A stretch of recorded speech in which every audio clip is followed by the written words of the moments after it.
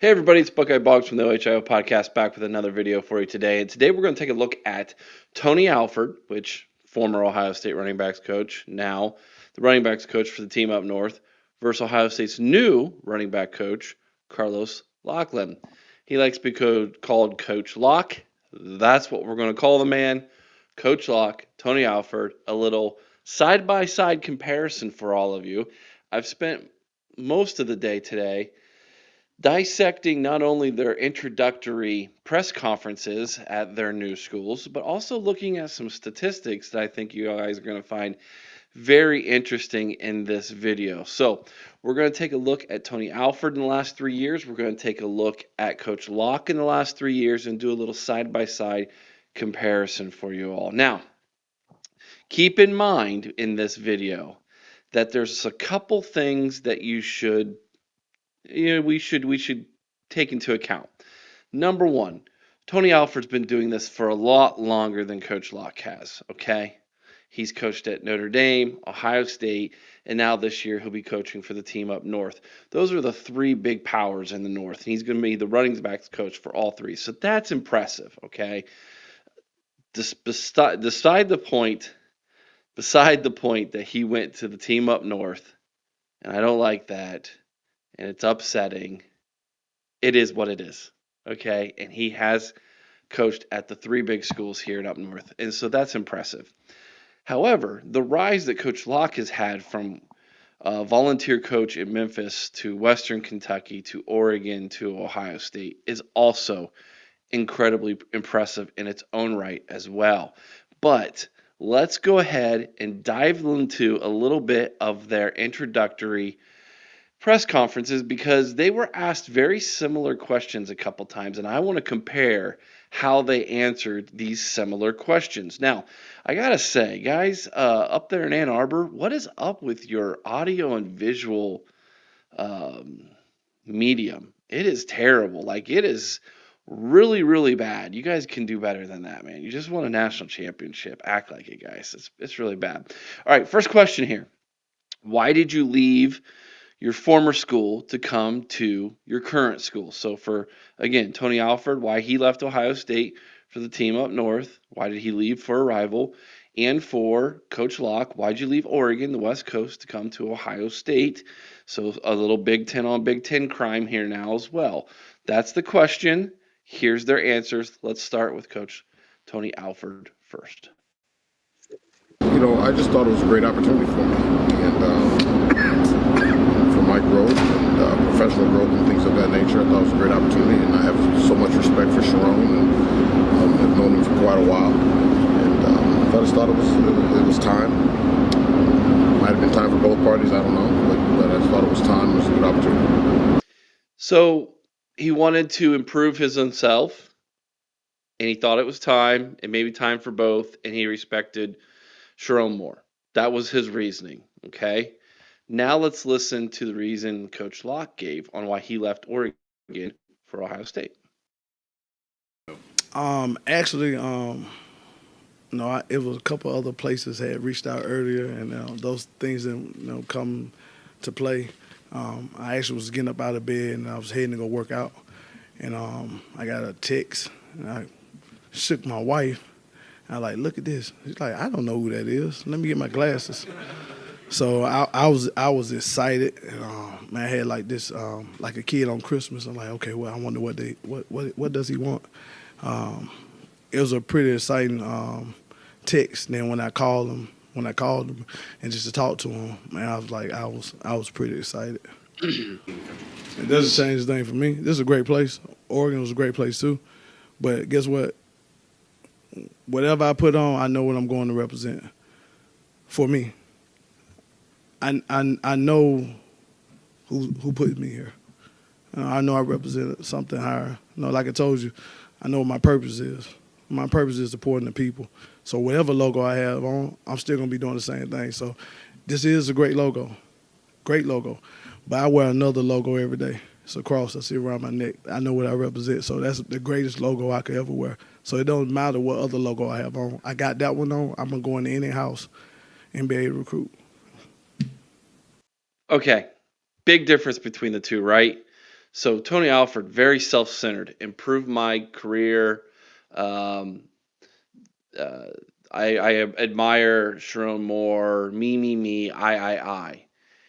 Did you notice what Coach Locke did in his answers? Everything was deflected. Bigger purpose, higher purpose. Yes, I understand I'm wearing the Ohio State logo, but I have a bigger representation than that. Um, Tony Alford fits so well into that coaching staff and into that entire culture and community of pompous, arrogant, brat like atmosphere of Ann Arbor. He fits perfect with them. And his answer is absolutely perfect for the kind of atmosphere that they have there in Ann Arbor. So a little bit different answer between the two. Ain't gonna lie, major points there for Coach Locke, in my opinion, compared to Tony Alford on why they left their former employers for their new ones. All right, so the first impression of their new running back rooms. Again, let's start with Tony Alford's impression of his new room there in Ann Arbor. Great group of kids, should say young men. You know, they want to be coached, they want to learn, so they're anxious to learn, and they play hard. You know, I think that's a culture that's been built here, obviously, culture of toughness. And so to watch them practice and the way they go about their daily business has been really good. And so I've enjoyed that. And so that's kind of the biggest thing I've seen is just the culture of toughness, and they want to learn, they play hard. Well, yeah, I think anybody that watched them on tape is, you have to be an opponent to just watch them. There's some toughness there that you saw, and particularly in the trenches inside with the linemen and guys finishing plays. And so you saw that, and just reaffirmed what I already thought. Oh man, if that's not a slap at Ryan Day, I don't know what is, man. Again, what do you think of your new running back room? Culture, toughness. Let's talk about toughness. How many times can I say the word toughness? Because I know that that's the narrative being pushed by the media that I'm now speaking to about where I used to work. Okay. Same question, Coach Locke. What's your first impression of your new running back room? Now, the first question asked about it, however, was more about having two starting running backs, and so he kind of answers that before giving his impression on overall impression of the room. But here's Coach Locke's answer to a very similar question. Because you got two guys, this ain't my first rodeo. No. I know a lot of people look and say, well, this guy only been on the field for 3 years, Western Kentucky and Oregon. Just because I didn't have the title of a running back coach where I was at in Memphis, I never carried myself that way. I always carried myself as a running back coach. I approached every day that way.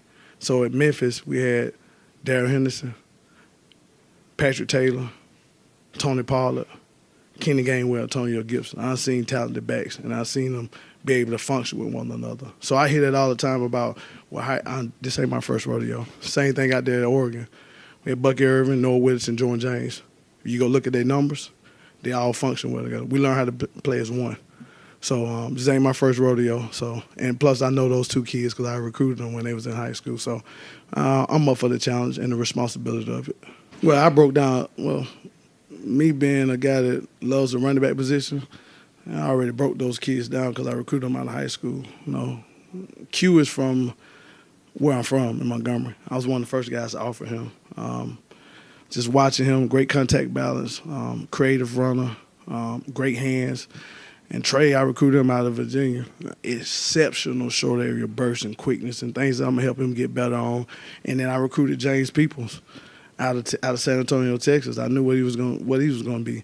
TC and Sam, those two kids I'm getting to know, and I'm going to help them improve their game. But we got different runners in there. I like to call myself I'm in love with this position, so I get to break down runners and help their game. So talented room, very talented. So there you have it, guys. Very different answers again. Tony Alford, once again, I'm going to poke the bear here. He's obviously got beef with Ryan Day. He obviously does. That answer, again, very pompous, very arrogant, fits right in. Coach Locke, deflect, talk all about the players. What he even broke down what he knew about them, not just toughness. Dude, to show toughness on video, you turn on video, it's toughness. No, he broke down individually what he remembered about each guy when he was recruiting them. Impressive. So again, very different approaches. Tony Alford's answers to all his questions are very short. Um, you've got Coach Locke, who's going in a little bit more depth about the players, and so just a very different approach to how they're looking at the position in the rooms. And it's very interesting. Later in the interview, Coach Locke goes on to talk about how he's friends with Tony Alford, that he knows him, and um, wasn't going to talk anything down about Tony Alford at all. While Tony Alford's up there now in Ann Arbor, uh, obviously making statements towards Ryan Day and his former coaching mates at Ohio State. So very, very different approaches there. Again, Coach Locke, in my opinion, won the interview. Now, you go watch any uh, Wolverine fan or media video content, they're going to tell you the exact opposite of what I'm going to say. They're going to say that Tony Alford won the room, was very impressive. They're super excited to have him there. And you know why? It's because he fed into their narrative, into their ego. He said the things that they wanted to say, wanted to hear. Coach Locke, do you think that there's people in that media that wanted to hear Coach Locke talk about his faith? I guarantee you there wasn't. But he didn't care because he's not there for them. See the difference? Big time difference there. Coach Locke wins it for me, hands down. All right, let's take a look at the last 3 years statistically between these guys. This is very interesting. Check this out. Starting in 2021, this was Coach Locke's first year as a full-time running backs coach, and he did so at Western Kentucky. Not exactly a run-first offense. They're going to throw the football. They're going to spread you wide. They're going to be basketball on turf. So these numbers are going to be a little skewed in this first year. But you're going to see how these numbers flip in 2022 and 2023 when he goes to Oregon, which is definitely more run first than they are pass first. Tony Alford in 2021 had Travion Henderson, who had 1,200 yards as a freshman, 15 touchdowns. Ohio State averaged 180.3 yards per game that year and was 47th in the country in offensive rushing yards per game. That was coming off a COVID year, and Travion Henderson had a great freshman campaign. Carlos Locklyn, his first year, had Noah Whittington, who ended up following him to Oregon, was the backup running back in 2022 there for the Ducks. 101 carries, 631 yards, 2 touchdowns. So basically a little bit less per yard per carry, much fewer touchdowns by the leading rusher, but 102.5 yards per game for Western Kentucky there. And I tell you what, that's pretty much for the Hilltoppers a great season because they are passing the football a whole bunch. 119th overall in college football that season. Moving on to 2022, as you can see, Mayan Williams became the leading rusher that next season. Travion Henderson dealt with injuries all year. Mayan had 128 carries for 842 yards, 14 touchdowns. Did a really good job of putting the biscuit in the basket, as they say, getting the football across the goal line when it was short yardage situations. Ohio State averaged 192.4 yards per game. 32nd best in college football, or overall was not bad when you collectively took in what everybody was able to do. Dallin Hayden ended up having 600 and some yards as well that season. Carlos Locklyn, first year up there or over in Oregon. Leading rusher was Bucky Irving, 156 yards, 156 carries for 1,058 yards, 5 touchdowns. The Oregon was averaging 215.8 yards per game, which was 12th best in college football. So Locklyn and the Ducks ran the football better than Alford and the Bucks, and you could say they probably had better health though too. Let's just put it to you that way. 2023. TreVeyon Henderson last year, 156 carries, 956 yards, 11 touchdowns. 138.9 yards per game for the Buckeyes. 88th in the country. Not good. Oregon, on the other hand, Bucky Irving, once again, he actually improved his numbers. 186 carries for 1,180 yards, 11 touchdowns. The Ducks had 184.5 yards per game, good enough for 30th in the country. Tony Alford's going backwards. Locklyn's moving forward. And when you look at those two numbers in comparison, and you look at what they have done in those 3 short seasons, Locklyn versus Alford, I'm going to make a statement. And I know some of you are not going to like this, especially if you're fans of the Maize and Blue. But Tony Alford's best years are definitely behind him. Coach Locke is going to win on the recruiting trail every single time against Tony Alford. He has got more charisma. He speaks a lot more truth to these kids. I believe that they are going to respect him more. He's built like an absolute tank. And if you don't think that when you walk into a room your appearance matters, it does. It absolutely does. And no offense, Tony, but you look more like me. And that's not good. Where Coach Locke looks like he could still run the football down your throat. So that helps. I know not every situation's that way, but it does help. Coach Locke, I think, is just moving in the right direction. He's got a great message, and he's got a ton of confidence. And now he's got that other logo, not the one around his neck, but the one on his chest that he was talking about, to back him up now. And that's going to help him immensely when it comes to recruiting. Not so much player development, but with recruiting.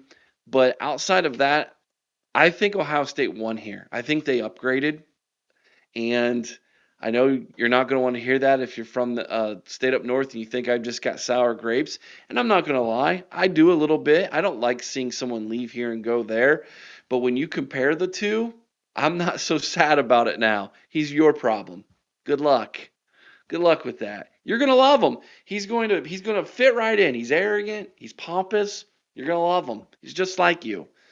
But here's the thing. All this talk about culture and toughness, we'll see. We'll see how much that really is true. Congratulations. You did have a really good offensive line. You had a really tough defense. I'll give you that. You guys had good success the last couple years. But it's not too hard to do when you know what the other person's going to run. Just saying. That's the for the video. Hit the like button, thumbs up, share, subscribe. Let me know in the comments what you think. I'm sure it's going to be lit, as the teenagers are saying. I'm sure there's going to be a lot of you who are going to mock me, make fun of me, and say all kinds of things. I want you to know I appreciate your click. I really do. Keep commenting. Algorithm likes that. We'll have some arguments, some debate. If you agree with me, let me know in the comments as well with that. If you're a Buckeye fan, we go live every Sunday night, 8 o'clock. We also do call-in shows every Thursday night, 8 o'clock. We have a website, theohiopodcast.com. Go check out those articles. We're on Twitter at the Ohio Pod. We're over on Facebook at the Ohio Podcast over there as well. And check out the College Huddle. We're the official Ohio State representatives at the College Huddle. thecollegehuddle.com, YouTube channel, Twitter, all of it. We're there as well. Check it out. Till next time, go Bucks.